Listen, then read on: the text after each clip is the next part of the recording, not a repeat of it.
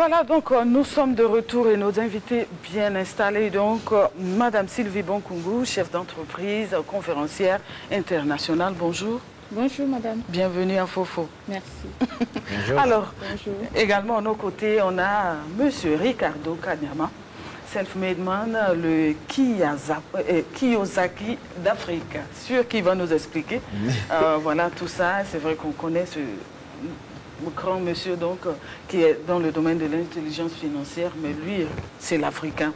Donc, il nous dira un peu plus tout à l'heure. Et puis, Monsieur Eric Bouanga, expert et coach e-commerce.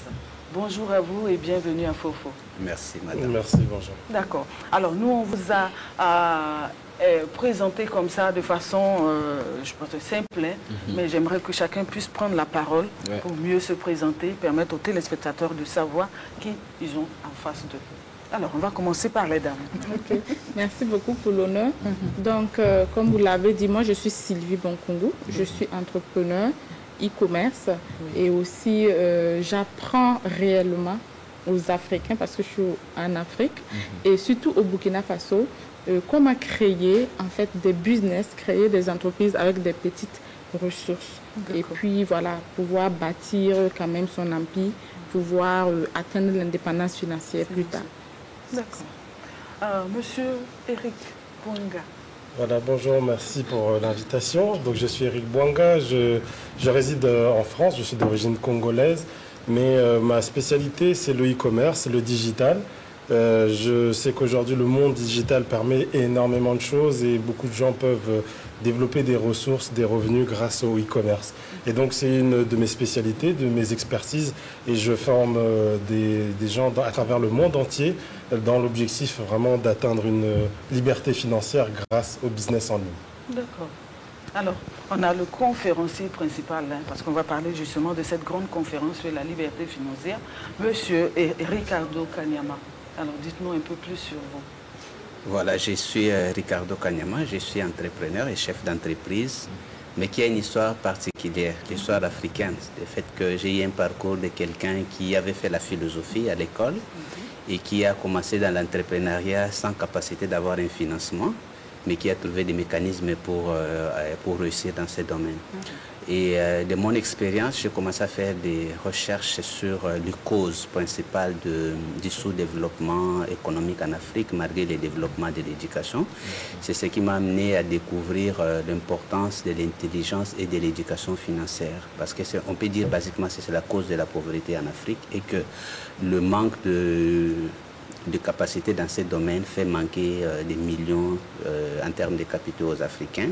Et aujourd'hui, je milite pour que tout le monde puisse comprendre l'importance de l'éducation financière africaine transformationnelle comme action pour arriver au vrai développement, parce que ça permet à la population de devenir des contributrices au lieu d'être des attentistes. Alors, en français facile, c'est quoi la liberté financière ? Parce qu'il y a beaucoup de gens qui nous suivent, certains veulent de façon simple qu'on nous dise. Voilà. Okay, il faut qu'on explique bien la notion de l'indépendance financière. La première forme de l'indépendance financière, c'est lorsqu'on finit l'enfance. Donc toute l'enfance, nous recevons une formation nous sommes dépendants donc de parents. Alors on atteint une première indépendance financière lorsqu'on a son emploi ou son activité économique où on peut gagner son argent et être en mesure de satisfaire à certains de ses besoins. Et c'est ça qui est plus connu. Et notre société est organisée par rapport à cette forme d'indépendance financière que j'appelle indépendance financière liée au travail humain. Or, cette indépendance financière est très limitée, sachant qu'une personne peut tomber malade ou on ne peut pas travailler toute la vie pour l'argent. Donc, ça crée une autre forme de dépendance à l'activité, un asservissement.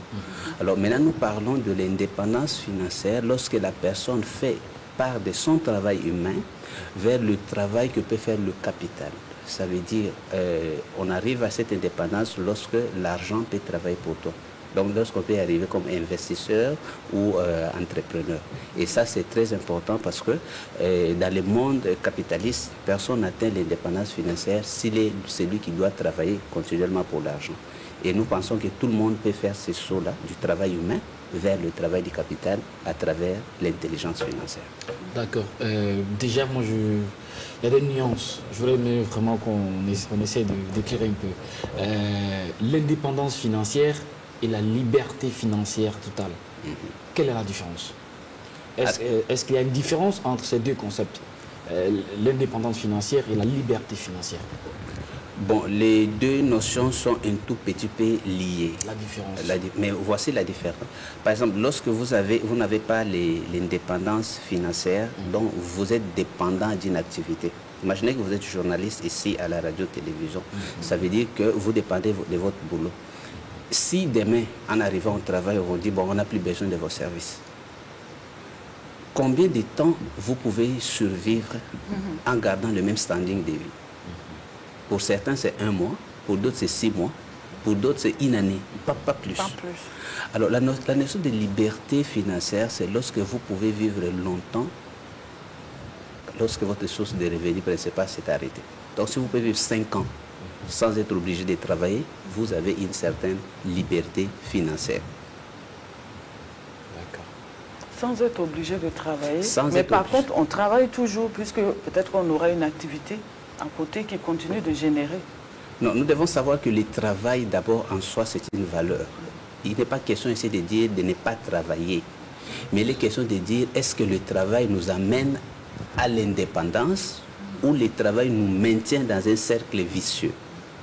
Le grand problème, c'est lorsque vous travaillez pendant 35 ans et que vous n'arrivez pas à l'indépendance. Ça veut dire que même ceux qui ont travaillé 35 ans, moi je suis en Afrique, je vois des gens d'une soixantaine d'années, quand on lui dit il va en retraite, il ne veut pas, ou il va même apprendre l'AVC. C'est parce qu'il n'était pas préparé. Il a fait de son travail comme un asservissement. Et c'est ça qui est un grand problème. Quand les générations ne progressent pas, il y aura une stagnation. C'est ce qui fait qu'à un moment, on arrive à un blocage au niveau de l'économie, de macroéconomie. Et nous, nous militons pour qu'il y ait le progrès. Vous savez, le développement, c'est un progrès cumulé. Voilà, c'est un progrès cumulé. Donc, quand il y a des générations qui n'avancent pas, ils créent des difficultés pour ceux qui viennent derrière. Voilà. Donc, du coup, comment on peut passer de l'indépendance financière à la liberté financière? Parce Voilà. que si je vous comprends bien, par exemple, moi je suis journaliste, je me contente uniquement de mon salaire. D'abord, vous devez passer de la dépendance au travail à l'indépendance, n'est-ce pas? Alors, il faut que c'est ce que nous sommes en train d'enseigner. Nous disons aux gens que nous ne devons pas nous limiter à l'idée qu'on nous a mis, qu'on nous a formés pour travailler pour l'argent. Et l'intelligence financière, c'était une sagesse que nos ancêtres avaient. Ils savaient que il y a 2 facteurs. Il y a la production et il y a l'utilisation. Donc nous ne devons pas être des producteurs de consommation appauvrissantes. Il faut que nous sachions que la production a 2 destinations. Il y a la consommation et il y a le développement. Donc même nos ancêtres avaient ce genre de notions.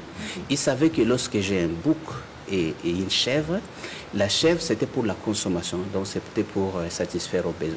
Non, le bouc c'était pour la consommation, pour satisfaire aux besoins, alors que la chèvre avait une mission. La mission c'était la procréation et pour continuer avec l'activité économique. Alors, ces notions-là, nous avons oublié lorsqu'on est entré dans le monde moderne. Très peu de gens savent que lorsqu'on a son salaire, lorsque vous recevez 100 000 francs de salaire, vous devez savoir que 90%, c'est le bouc. C'est avec cet argent que vous devez vivre et satisfaire vos besoins existentiels. Mais les 10%, c'est la chèvre. La chèvre, c'est de l'argent qui est destiné à l'épargne et l'épargne d'investissement. Donc cet argent devrait un jour être utilisé pour l'investissement afin de vous assurer d'autres moyens de revenus. Nous sommes justement en train de faire comprendre au gouvernement que l'Afrique ne sort pas de la pauvreté parce qu'il n'y a pas ce système. Imaginez que moi, M. Ricardo, j'étais par exemple chargé du développement de l'Afrique. Qu'est-ce que j'allais exploiter? Les potentiels que représente notre population qui ont une production humaine. Je veux dire, chacun peut gagner de l'argent à partir de son activité humaine, mais chacun doit contribuer à créer un capital national qui va lui permettre d'avoir l'indépendance financière, mais en même temps être opportunité d'emploi pour d'autres personnes. Parce que imaginez si nous avons dans un pays d'1 million de personnes, où il y a des gens qui ont un revenu moyen de 1000, je vais parler un peu en euros, 1000 euros. Si chacun peut épargner 100 euros, et qu'il y a un système et de vraies politiques pour capter cette contribution et les diriger d'une certaine manière, cela peut nous générer des millions de dollars. Parfois que nous voyons les Africains marcher derrière certaines institutions pour des sommes modiques que la population peut créer. Mais par manque de politique et par manque de cette éducation financière, il y a vraiment ce manque à gagner. Alors, vous comme journaliste, votre travail ne va pas consister à travailler pour survivre, mais vous allez travailler aussi pour votre développement. Parce qu'au finish, lorsque vous allez finir votre travail ici, ce n'est pas la télévision nationale que vous allez léguer à votre enfant. Ah ouais? Ça sera ce que vous avez construit avec vos épargnes d'investissement. Voilà. Alors, pour justement atteindre cette liberté financière, je pense qu'il y a des techniques. Il y a des techniques qui existent et on prône déjà l'entrepreneuriat. Et le e-commerce figure parmi justement, c'est le digital, figure parmi donc les actions, en tout cas, de plus en plus c'est en vogue, hein, le e-commerce. Alors on va permettre donc à monsieur Eric Bwanga de dire un mot par rapport à tout ça et puis ensuite madame Bonkungu. Oui. Oui, merci. Effectivement, le e-commerce, c'est ce que vous avez dit, c'est la tendance du moment. Vous connaissez tous le commerce traditionnel, d'acheter, revendre des marchandises. Aujourd'hui, l'avènement du digital, quand on parle du digital, c'est toutes les technologies qui permettent aux personnes de pouvoir faire des transactions à distance. Et aujourd'hui, cet avènement, ces technologies permettent vraiment à de nombreuses personnes de créer une activité sans être physiquement à un endroit précis. Et aujourd'hui, c'est justement c'est ces moyens-là que moi j'essaye au maximum d'expliquer à la grande masse de pouvoir utiliser pour pouvoir se créer cette source de revenus complémentaire, par exemple, ou tout simplement se lancer dans une activité à temps plein dans le e-commerce. Il y a plusieurs sortes de e-commerce dans différentes façons de le faire. Voilà, mais maintenant c'est simplement il faut savoir comment s'y prendre et c'est toute cet art et la manière de le faire qu'on essaie d'expliquer lors de nos conférences, lors de formations, etc. Ouais. Madame Bonkungu aussi qui est voilà, dans le domaine, oui, qui a une grande expérience en la matière. C'est vraiment une grande richesse aujourd'hui en Afrique de découvrir ce type de métier-là qui est le digital parce que ça permet aussi de pallier à un manque à gagner côté emploi. Voilà, parce qu'aujourd'hui, il y a l'avènement des réseaux sociaux qui permet aux uns et aux autres de savoir que, voilà, même si je deviens influenceur, je peux bâtir quelque chose de réel. Je peux me faire payer par Facebook. Et on a YouTube également, qui est un réseau social aussi qui permet à plusieurs milliers de personnes aujourd'hui africains de pouvoir capitaliser et créer leur société. Voilà, donc le digital, il est vraiment vaste. C'est comme, on va dire, la médecine.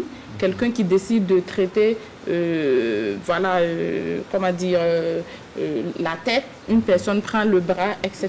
Donc le digital, il est vraiment vaste et tout le monde peut trouver aussi son compte dedans. Et c'est aussi un moyen, je veux dire, pour pouvoir aussi atteindre l'indépendance financière. Voilà. Et c'est justement, vous l'avez dit, c'est tout cet art qui est autour justement du digital, du e-commerce qui va faire l'objet donc de cette grande conférence. Alors, est-ce que vous pouvez nous en dire plus sur cette conférence et quel est l'enjeu donc de cette conférence pour tous ceux qui voudront peut-être prendre part? On va commencer par qui? Donc, pour l'enjeu, je vais laisser M. Ricardo qui va nous donner, mais je donne les informations sur la conférence. Donc, la conférence se passera du 30 au 31, donc samedi, dimanche, au centre cardinal Paul Zungrana, qui est non loin de la clinique Sandoff, au 1200.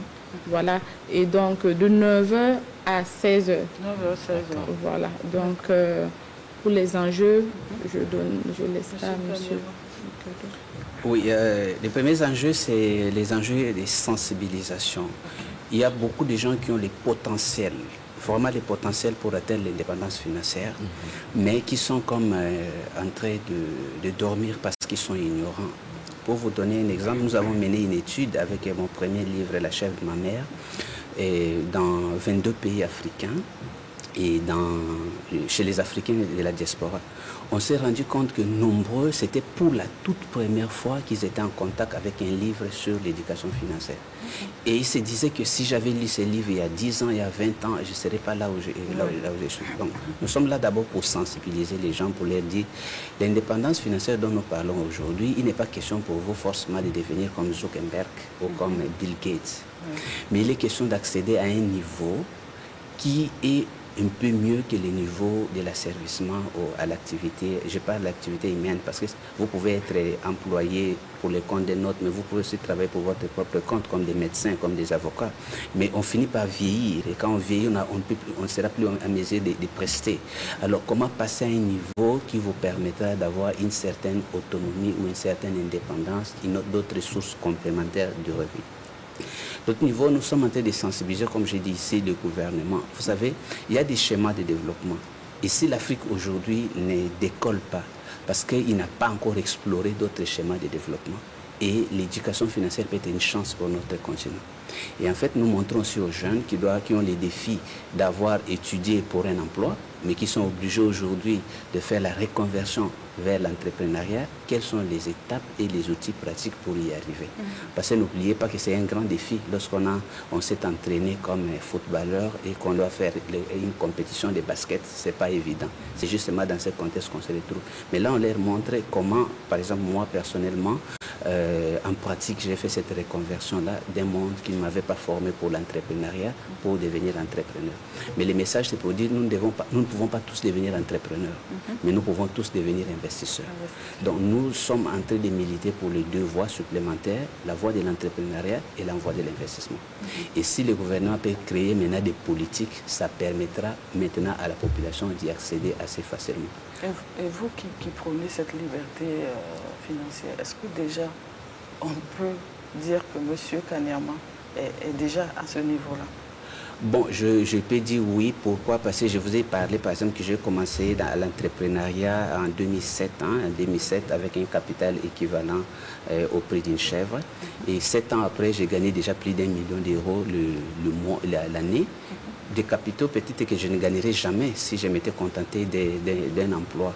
Je ne suis pas arrivé au niveau peut-être de Bill Gates, mais je crois que j'ai accédé à des niveaux où plusieurs personnes qui ont travaillé, parfois nos parents qui ont travaillé toute la vie, ne sont jamais arrivés. Et je m'imagine qu'ici, il y a aujourd'hui des millions de jeunes qui peuvent faire la même chose que moi. Quelque chose peut changer au niveau de notre économie et de notre société. Ça veut dire que c'est réaliste et réalisable. Oui, c'est pour ça que nous transformons une expérience pratique et vécue et pas seulement la théorie, bien que nous faisons les deux. Moi, j'ai dit que la pratique sans théorie est aveugle et la théorie sans pratique est vide. Et il est bon d'avoir les deux pôles. Dans l'Afrique, nous avons une génération de gens qui n'ont pas beaucoup étudié, mais qui ont beaucoup évolué dans l'investissement. Si on cherche sur Burkina Faso, on verra. Vous voyez quelqu'un qui n'est pas docteur en économie, mais qui a des hôtels, des immobiliers. Ces gens-là qui n'ont pas beaucoup. Mais ils ont un problème. Ils ne peuvent pas systématiser ce qu'ils ont fait, afin de les transmettre à des générations. D'autre côté, nous avons des docteurs en économie qui n'ont jamais fait même une petite boutique, qui ne sont pas capables de les tenir. Donc, ils ont des grandes théories, mais en pratique, ils ne savent vraiment pas comment s'y prendre. Alors, comme nous avons eu la chance d'être dans les deux mondes, la théorie et la pratique, on essaye de montrer aux gens comment on peut partir de la théorie à la pratique. Parce que je crois beaucoup que pour évoluer, il n'y a pas que le travail, il y a la tête, mais il y a aussi la maîtrise de la pratique. Voilà. Et il y a ce livre-là, est-ce qu'on peut en parler? La chef de ma mère, c'est ça? En fait, j'ai écrit La chef de ma mère. Malheureusement, quand on venait vers la chaîne, on s'est retrouvé qu'on n'a pas eu La chef de ma mère. La chef de ma mère, c'est Je suis content. Ça, c'est Je suis content. La chef de ma mère, c'est un livre qui parle donc de l'intelligence financière africaine, cette intelligence financière dont nous avons besoin. Mais Je suis content parle des raisons. Pourquoi nous devons nous battre pour l'indépendance financière? Ce n'est pas d'abord question d'argent, c'est question de liberté. En fait, nous sommes dans un monde où si vous n'êtes pas financièrement indépendant, vous êtes quelque part esclave. Ici, j'explique comment nos ancêtres, l'ancêtre Kunta, étaient victimes du fait que l'Afrique n'avait pas été indépendant. Et à un moment où il n'y avait pas de machines, ils devaient travailler comme machines pour l'indépendance financière d'autres personnes. Mais il avait un état d'esprit, il ne s'était pas résigné. Il s'est battu pour l'indépendance financière et au nom de cela, nous avons le devoir de nous battre pour notre indépendance financière. Nous ne devons pas attendre que quelqu'un vienne nous libérer, mais nous devons montrer que nous voulons obtenir cette indépendance financière et que c'est notre droit. Voilà, c'est ça les livres, je suis content. D'accord. Vite, si on l'écoute bien, vous, en tant qu'un freelanceur, c'est-à-dire un professionnel indépendant, quel discours vous pouvez tenir pour que celui qui n'a rien, qui est assis dans le village là, puisse vous comprendre au même titre que celui qui est nanti? Parce que c'est une conférence, je ne sais pas qui peut avoir accès à cette conférence aussi. Donc, à deux questions à la fois. C'est-à-dire un discours afin que le pauvre qui est au village puisse vous comprendre au même titre que celui qui est nanti en ville. Voilà. Et votre conférence, qui a droit à cette conférence et comment? D'abord, je voulais corriger une toute petite chose.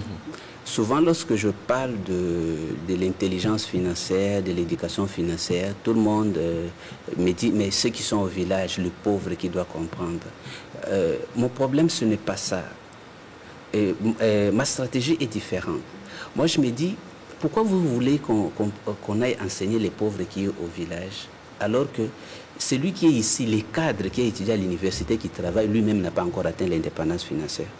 Il est cadre. Moi, je pense que l'éducation financière, c'est d'abord pour nos cadres, afin qu'ils passent d'une étape. Imagine, si vous êtes professionnel et qu'aujourd'hui, vous gagnez 2 000, 3 000, 5 000 euros, et que vous pouvez de cela aller plus loin, c'est vous qui allez créer l'opportunité de tirer celui qui est au village pour venir. Sinon, nous pensons que nous allons éduquer ceux qui... Vous pensez, messieurs, que nous devons aller éduquer celui qui est au village pour devenir entrepreneur qui créera l'emploi demain pour votre fils qui est en train d'étudier dans les meilleurs lycées de Ouagadougou. C'est contradictoire. C'est contradictoire. Notre message d'abord, c'est pour les Africains intellectuels. Celui qui a une profession, celui qui a une capacité intellectuelle. Parce qu'il peut comprendre, il peut maintenant trouver comment partir du stade de la production humaine, donc de l'emploi, à un autre stade pour son bien et pour le bien d'autres personnes. Bien sûr que nous avons aussi les discours pour ces Africains-là du village, comme vous dites, pour leur montrer que l'éducation financière, d'ailleurs, nos ancêtres n'allaient pas à l'école. Ils n'avaient pas l'éducation scolaire, mais ils avaient une intelligence financière bien développée. C'est ça que je démontre dans l'histoire de la chèvre de ma mère, où je dis, ma mère, qui n'avait jamais été à l'école, avait une intelligence financière qui lui avait permis de nous prendre en charge, de nous faire scolariser, mais que moi, quand je finis, j'avais l'intelligence académique, mais je n'avais pas l'intelligence financière, ce qui fait que j'ai travaillé pendant 5 ans et je n'avais rien. Ça démontre aujourd'hui tous ces Africains qui travaillent beaucoup, mais qui en fait ont des dettes de consommation, juste tout simplement parce qu'ils n'ont pas l'intelligence financière. Alors nous les disons dans des discours simples, mais aussi avec les termes qu'on peut comprendre dans notre culture. Parce que n'oubliez pas que la richesse en elle-même, ou l'argent en lui-même, c'est une notion problématique pour notre société. En fait, quand on parle de l'enrichissement, l'argent, les gens ils comprennent l'occultisme, la magie, la méchanceté. Or, c'est juste la notion de richesse. L'argent, c'est la richesse. La chèvre qui a été vendue. La chèvre, c'est une bonne chose. Pourquoi? Celui qui a 1000 chèvres, c'est une bonne chose, et s'il les vend en argent, ça devient une mauvaise chose. Donc, on est en train de faire un lien parce qu'il y avait une rupture dans la compréhension même. Donc, une rupture épistémologique au sein des Africains. Lorsque le colon est venu, il n'y avait plus une compréhension de l'argent ou la relation entre l'argent et la richesse. Et nous avons vu qu'avec des termes, tout ce que nous disons dans nos conférences, les gens arrivent à percevoir d'abord, parce qu'il faut percevoir, et après, ils sont capables de les faire. Et justement, on leur montre aussi que vous êtes capables, parce qu'il y a un problème de non-identification. Les gens croient qu'ils ne sont pas capables. Les gens croient que pour devenir riche, il faut avoir seulement le diplôme de Harvard. Aujourd'hui, on le montre, ce n'est pas tout le monde qui a étudié à Harvard qui est riche. Des gens qui ont écrit, mais qui ont fondé même l'économie mondiale, ils n'avaient pas le diplôme d'Harvard.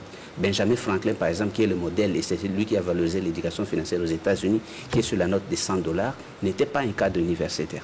Mais il a démontré que par la sagesse pratique et aussi par l'auto-éducation, on peut faire beaucoup de choses. Et c'est ce que nous transmettons donc à notre public. Pour terminer justement la conférence, qui peut prendre part à la conférence? Est-ce qu'il y a un contact au cas où on voudrait... Oui, alors les contacts par rapport à ceux qui veulent prendre part à la conférence, c'est le 51 03 51 51 et le 06 48 Le 06 41 48 48.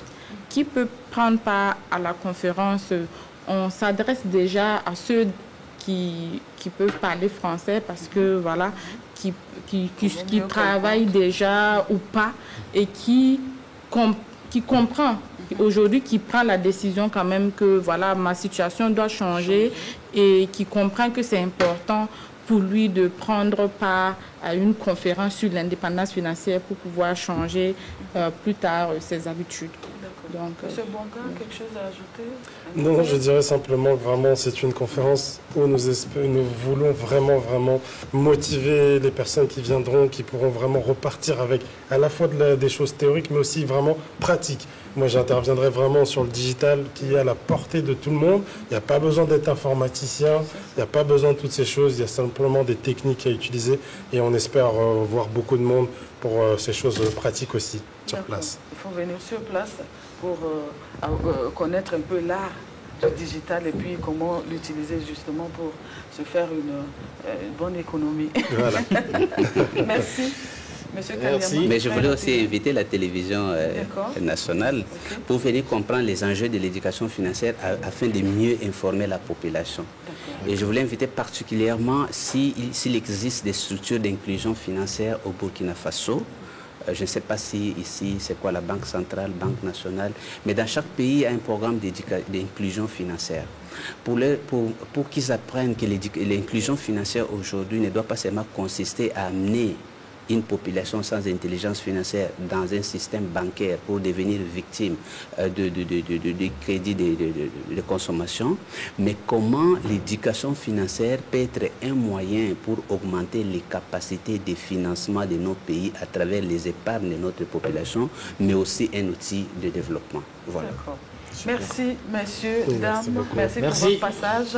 Et donc, la grande conférence sur la liberté financière, c'est pour les 30 et 31 octobre, donc du côté du cardinal Paul Zongrana. Donc, il faut faire le déplacement pour comprendre de quoi il s'agit et puis pouvoir s'outiller désormais donc, pour être indépendant financièrement, parce qu'on aspire à ça, à être